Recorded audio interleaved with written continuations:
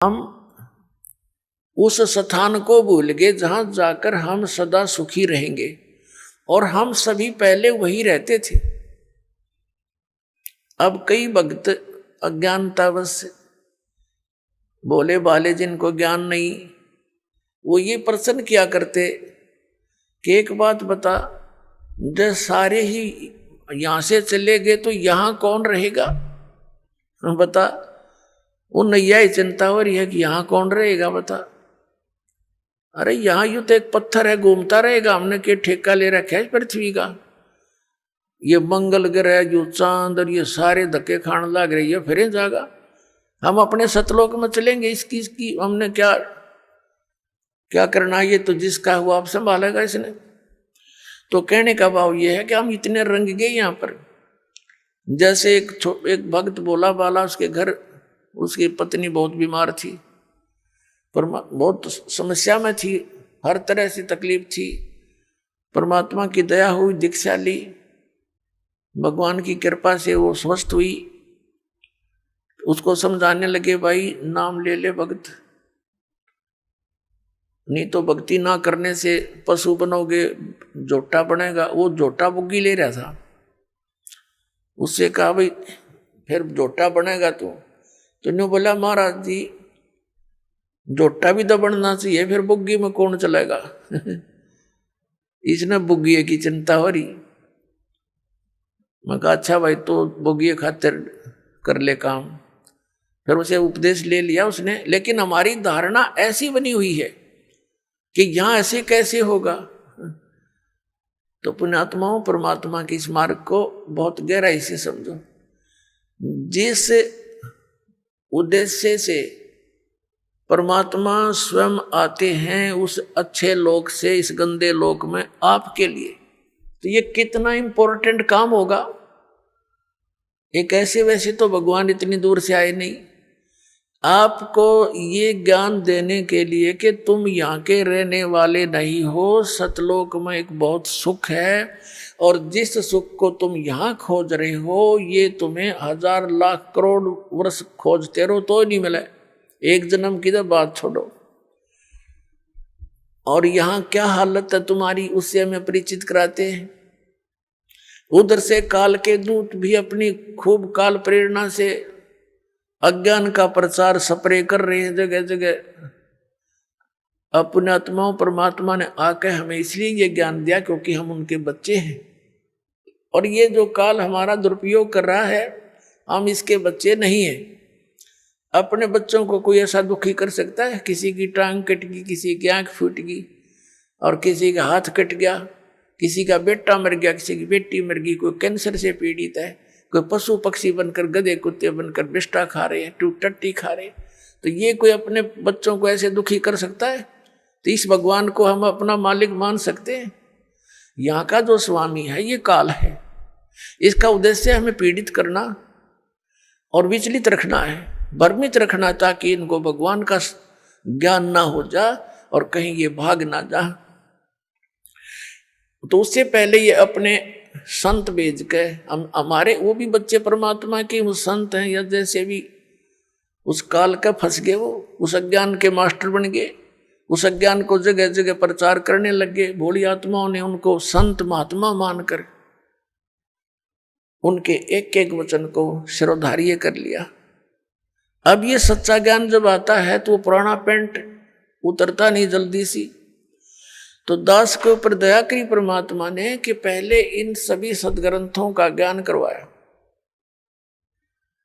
और फिर इन संतों के वचनों को देखा कि ये क्या बताते हैं, हमारे सदग्रंथ क्या बताते हैं। फिर पता चला कि ये तो भाई गलत कर रहे सारा काम, ये तो आसपास में नहीं सदग्रंथों के।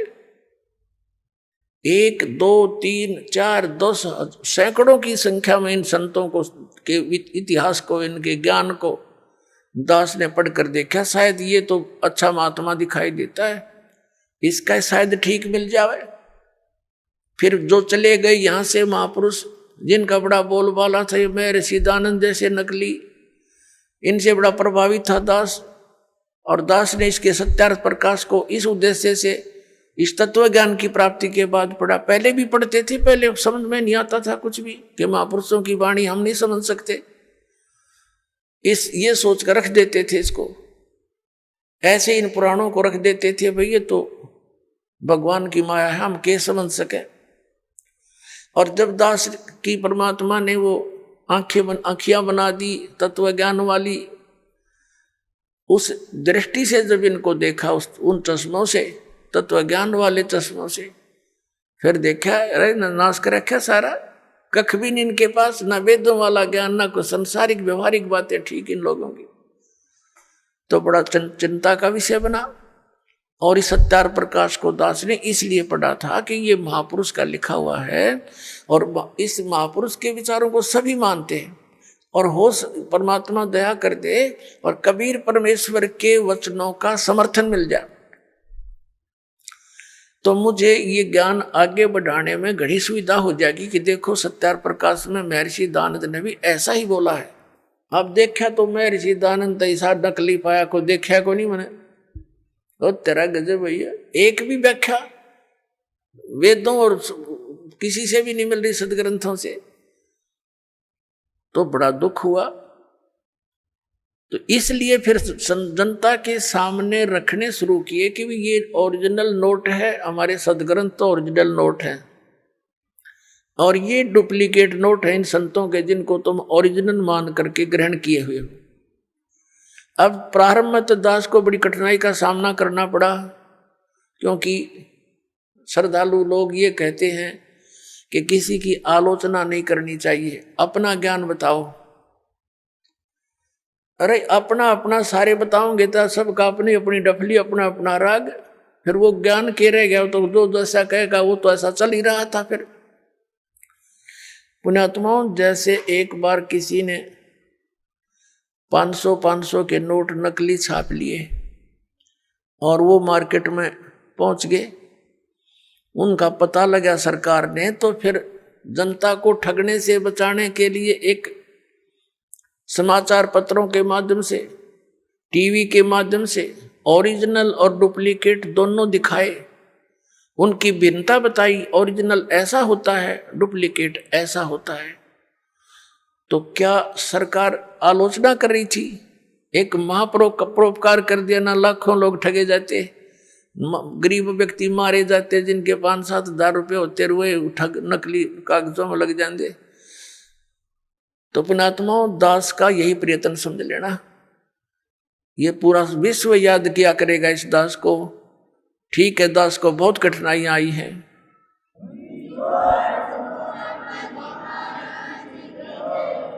इस सच्चाई को ऊपर लाने के लिए, इस ज्ञान को उठाने के लिए सहयोग तरह कबीर भगवान का, लेकिन दास उसका बैल है और उसी के सहारे से इसको गाड़ी को खींचकर पटड़ी पर चढ़ाया है।